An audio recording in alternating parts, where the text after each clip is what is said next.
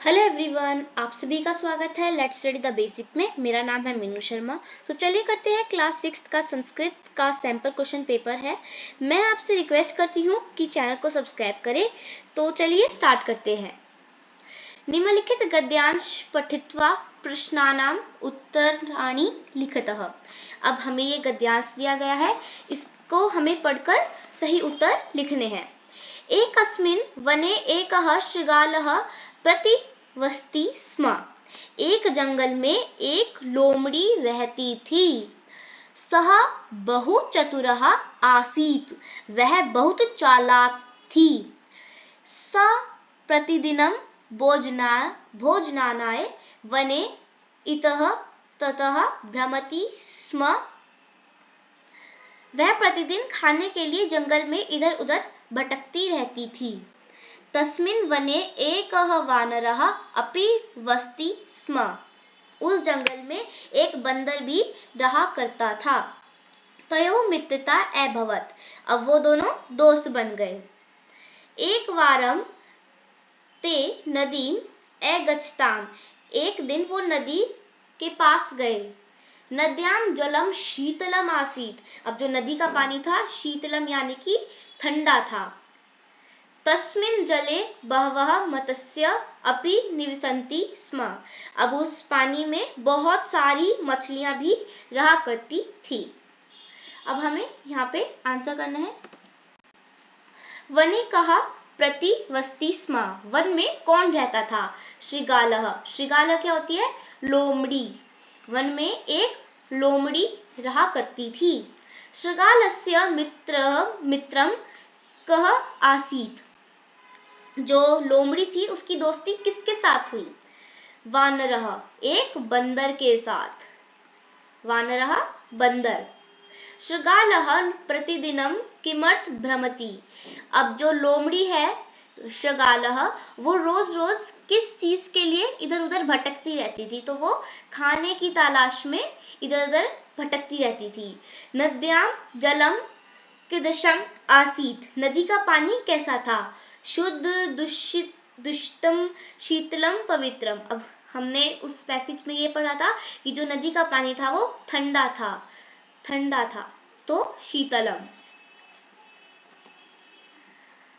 पूर्ण वाक्येन उत्तरतः। अब हमें पूरे वाक्यों में आंसर देना है। कः बहु चतुरः आसीत्। कौन बहुत ज्यादा चतुर था? अब इसमें पूरे वाक्य में लिखना है। तो एक बार जंगल में एक लोमड़ी रहती थी, वह बहुत चालाक थी। तो एकस्मिन् वने एकः शृगालः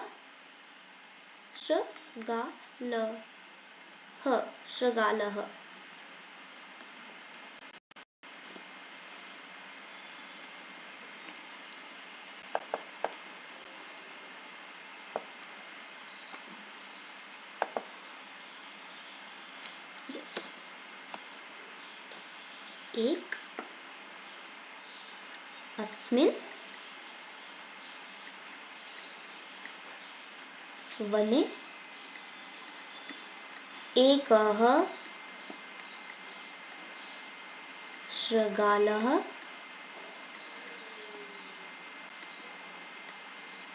प्रतिवसति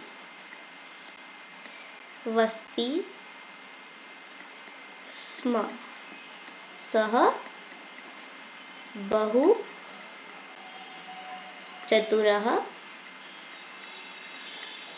आसीत्। कि वो बहुत ही ज्यादा चालाक यानी कि चतुर थी। नदी जले के निवसन्ति स्म। नदी के पानी में कौन रहता था?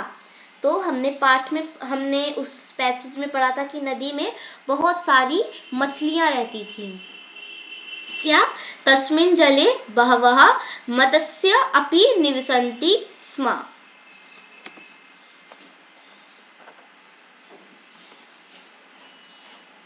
तो क्या लिखेंगे? तस्मिन् जले बहवः मत्स्य अपि निवसन्ति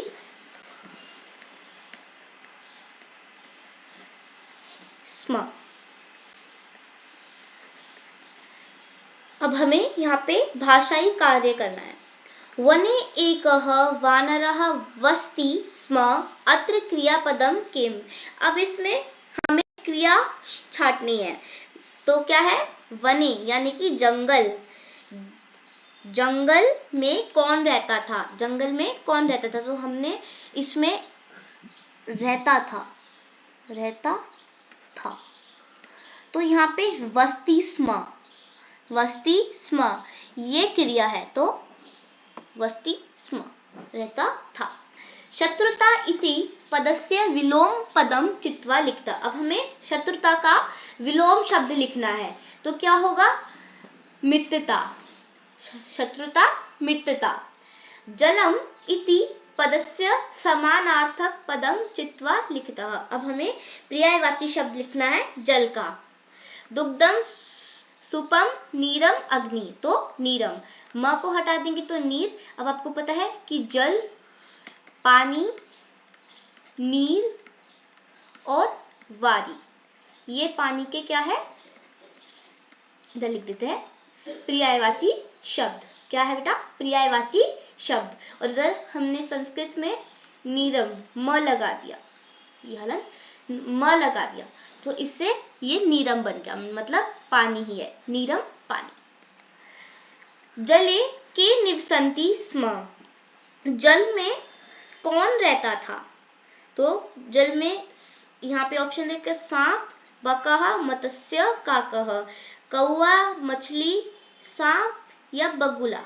तो हमने पढ़ा था कि बहुत सारी मछलियां रहा करती थी। ओके। वचन अनुसार रिक्त स्थानी पूर्यति। अब हमें इसमें शब्दों के अनुसार ये जो फिलअप्स है उनको फिल करना है। एक वचनम, द्विवचनम, बहुवचनम, दिवसे, दिव स्यो हो, ओके, और दिव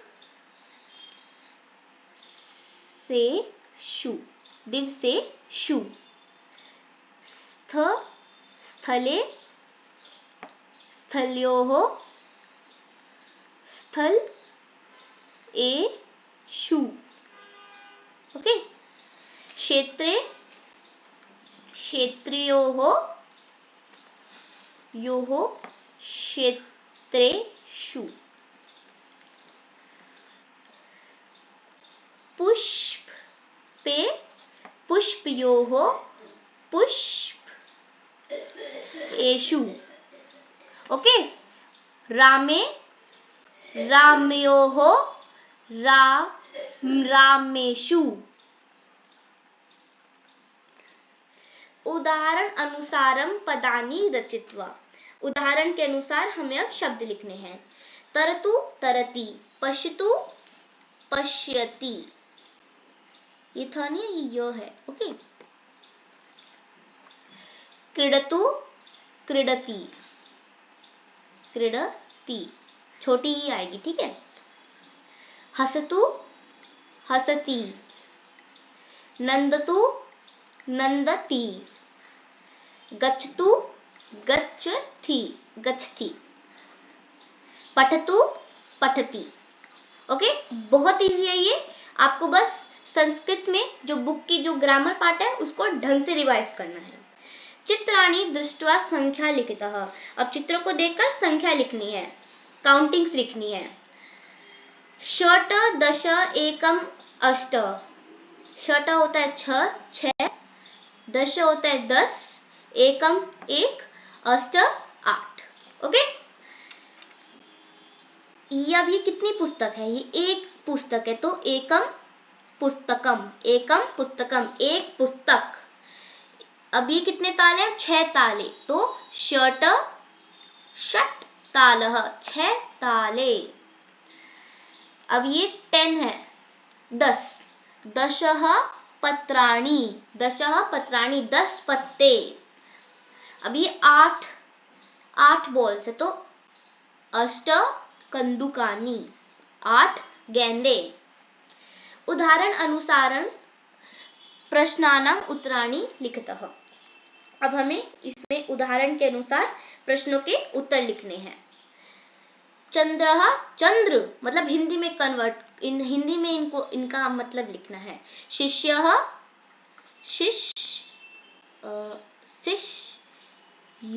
शिष्य। रामः, राम, ये एक्सक्लेमेटरी साइन भी लगा दीजिए। फलम, फल, फल। मित्रम, मित्र। पुस्तकम, पुस्तक। ओके। विलोम पदानि लिखितः। अब हमें विलोम शब्द लिखने हैं। चतुरः, मूर्ख, ऊपर ही आपको दे रखा है बॉक्स, हेल्प बॉक्स। स्वामी, सेवक। प्रसन्न, दुखितः, द है ये। आनेतुम, आनेतुम, नेतुम। निगृच्छति, प्रविशति। ओके। उच्चै, नीचै। ओके। अव्ययपदानि चित्वा रिक्त स्थाने पूरयति। अब ये फिलअप्स है। अब आपको पहले तो इनका मतलब पता होना चाहिए कि इनका मतलब क्या होगा। ईव, देखिए इधर बताती हूँ। ईव का अर्थ होता है तरह। क्या होता है ईव का अर्थ? तरह। अपि, तुम, अपि, तुम। च होता है और। क्या होता है च? और। अहम पठामि, त्वम डैश पठः। मैं भी पढ़ रहा हूं तो तुम भी पढ़ो। अपि, तुम भी पढ़ो। अपि। अहम पठामि, त्वम अपि पठः, तुम भी पढ़ो। बकः, हंसः डैश श्वेतः। बकः और हंस होते हैं, वो दोनों श्वेत होते हैं, तो तरह आएगा इधर। तरह तो ईव। बकः हंसः ईव श्वेतः। बालकः बालिका डैश क्रीड़ा क्षेत्रे क्रीडन्ति। बालिका और बालिका कहाँ खेल रहे हैं? खेल रहे हैं। कोष्ठेषु पदितेषु शब्देषु उच्चताम विभक्ति। अब इधर विभक्ति का हमें विभक्ति का वो है खेल, तो इधर विभक्ति लिखनी है हमें इधर। ओके, तो इधर आएगा शिविरे, शिविरे सैनिकाः सन्ति। तडागे कच्छपा सन्ति। यानानि राजमार्गे चलन्ति। ओके। निम्नलिखित गद्यांश पठित्वा प्रश्नानां उत्तराणि लिखितः। अब इसको पढ़ना है और इसका इस पैसेज को पढ़ना और हमें आंसर करना है। उत्सव प्रियः भारत देश। भारत एक उत्सव धर्मी देश है। अत्र कुत्रचित् सस्योत्सवः भवति, कुत्रचित् पशुत्वः, कुत्रचित् यानोत्सव। कभी फसल उत्सव, कभी पशु उत्सव, तो कभी कार उत्सव होता है। इतेषु एवस्ति अन्यतमः पुष्पोत्सव इति। इन्हीं में से एक पुष्प उत्सव भी है। अयं फूल वालों की सैर इति नामना प्रसिद्ध अस्ति। इसे फ्लोरिस्ट वॉक के नाम से भी जाना जाता है। देहल्याः मेहरोली क्षेत्रे अक्टूबर मासे अस्य आयोजनं भवति। यह अक्टूबर में दिल्ली के मेहरौली क्षेत्र में आयोजित किया जाता है। अस्मिन् अवसरे तत्र बहुविधानि पुष्पाणि दृश्यन्ते। इस मौके पर वहां कई फूल दिखने को मिलते हैं। अब चलिए इसके क्वेश्चन आंसर्स करते हैं। अस्माकं भारत देश कीदृशः अस्ति। हमारा भारत देश कैसा है? तो उत्सव प्रिय। अब यहाँ पे देखिए लोकप्रिय भी है, धार्मिक, महान, इधर तो कुछ भी नहीं है, तो इधर नो का ऑप्शन होना चाहिए, तो इधर तो कुछ भी नहीं है, इसलिए इसको छोड़ दीजिए। इधर आप अलग से नो लिख सकते हैं या फिर आंसर लिख सकते हैं कि उत्सव प्रिय। ओके। उत्सवेषु अन्यतम उत्सव कः? त्योहारों में से एक कौन सा है? पुष्पोत्सव। पुष्पोत्सव। ओके, अभी मैं पूरे वाक्य लिखने हैं, इसमें पूरे वाक्य फिल करने हैं। पुष्पोत्सव केन नामः प्रसिद्ध अस्ति? अब पुष्प उत्सव को किस नाम से जाना जाता है? तो इसका आंसर है अयम फूल वालों की सैर इति नामना प्रसिद्ध,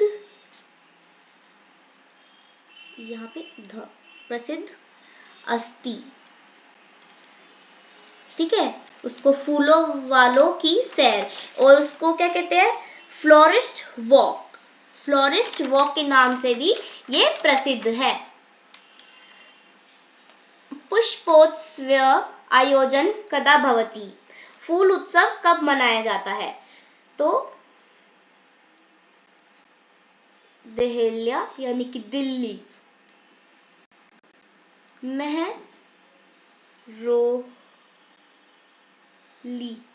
मेहरोली क्षेत्रे अक्टोबर मासे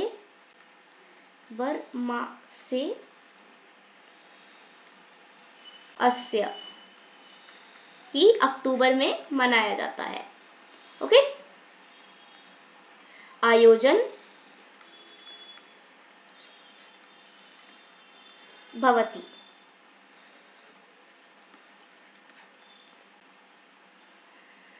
अब में एक पदेन उत्तर करना है। कृषकाणाम गृहम कीदृशम अस्ति? अभी आपकी बुक से, रुचिरा आपकी जो किताब है उसमें से ही कुछ क्वेश्चंस दिए गए हैं। तो किसान का घर कैसा होता है? सुंदर होता है, भव्यम होता है, जीर्णम होता है या विपुलम होता है? तो पढ़ा था कि हमने विपुलम होता है। शमेन का सरसा भवति? शम का स्वाद कैसा होता है? आकाश, धरित्री, सूर्य, वृष्टि, तो धरित्री। ओके, सॉरी, इसका मतलब होता है कि जो शमेन, उनकी जो शम होता है वो किसको मतलब किसको वो खोदते हैं? धरती को खोदते हैं। ठीक है। पूरे वाक्येन उत्तर रह। अब आपको पूरे वाक्य में उत्तर देना है। केशाम कर्म वीरत्वम ना नश्यति? किसकी वीरता नहीं मिटती? तो कृषि का कर्म वीरत्वम ना नश्यति। ओके। अब यहाँ पे भाषाई कार्य है। जीर्णम इति पदस्य समानार्थक पदम चुनत। अब इधर हमें लिखना है किसका समानार्थी? जल, जीर्णन का। जीर्णम का मतलब बेटा होता है घिसा पिटा, यानी कि अब इसका हो सकता है पुराना, तो आप लिख सकते हैं पुराना। ओके, यानी कि पुराना। निम्नलिखितस्य मलेन कुर्वन्त। अब इसमें हमें मैचिंग करनी है। जीर्णम होता है कपड़े, पहनने के लिए वस्त्र, तो वस्त्राणी कपड़ा। इधर हम लिख देते हैं जीर्णम वस्त्राणी। तृषा क्या होता है? तृषा मतलब प्यासा, तो प्यासा पिपसा, प्यासा पिपासा सॉरी। सूर्य यानी कि सूरज, और रवि भी होता है सूरज, सूर्य। इनके हमें पर्यायवाची शब्द याद करने थे, पर्यायवाची शब्द लिखे थे। ओके, तो अब इनको मैच करते हैं हम। वानरा होता है बंदर, वानरः वृक्षेषु कूदन्ति, बंदर पेड़ पर कूदता है। सिंह यानी कि शेर, वनेषु जंगल, गरजन्ति यानी कि जो शेर है वो जंगल में गरजता है। मयूरः यानी कि मोर, उद्याने पार्क में या बाग में नाचता है, नृत्यन्ति, कि मयूरः उद्याने नृत्यन्ति। मत्स्य यानी कि मछलियां जले, जल में तैरती है, तरंती, मत्स्य जले तरंती। खगः यानी कि चिड़िया, खगः आकाशे उत्पतन्ति यानी कि जो चिड़िया है वो आकाश में, अंबर में, आसमान में उड़ती हैं। खगः आकाशे उत्पन्ति। तो आप यहाँ पर इसको फिल कर दीजिएगा। तो हमारा क्वेश्चन पेपर खत्म होता है। Thanks for watching.